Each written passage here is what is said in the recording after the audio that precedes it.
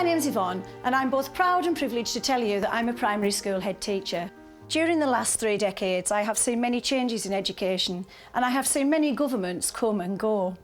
I have never been as worried about the future of education as I am now. 91% of schools have had massive cuts. Here in our own local area we've lost £40 million. Imagine what we could have done in our schools for our children with an extra £40 million investment.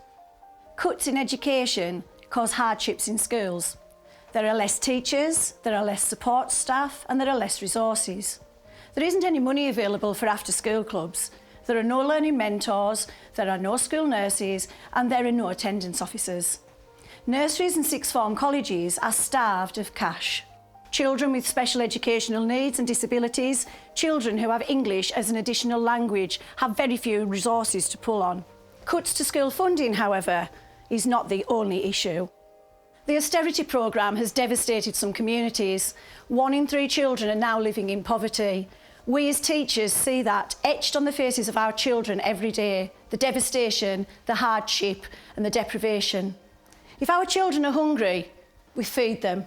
We make sure they have their breakfast. If 2 children happen to be sharing the same coat, we make sure that we find one in lost property so that they have one each. If children need seconds and thirds at lunchtime, we make sure that they get them. We're very conscious that that might be the only meal they have that day. We worry about our children when school's closed. If we're not filling the gaps, who is? Families are struggling despite the fact that parents are in employment. 2 out of 3 children living in poverty have at least one working parent. That is a national tragedy. Every day I see dedicated but exhausted staff giving 100% to the children in our care. I see them trying to be educators, social workers, school nurses and counsellors. I also regularly see children and families let down by politicians and broken services. Children have one chance for childhood. They have one chance to have a healthy, safe and secure start to their life's journey. Sadly, many of our children are not getting these basic needs met. Cuts in funding means less adults in school. Less adults in school means more work for the rest of us. Where's your work-life balance? When do you spend time with your children and families? This general election, we have one chance, one responsibility. Enough is enough.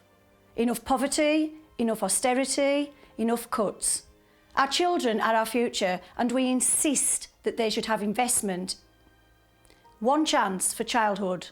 One chance to vote. Use your vote wisely. Enough is enough.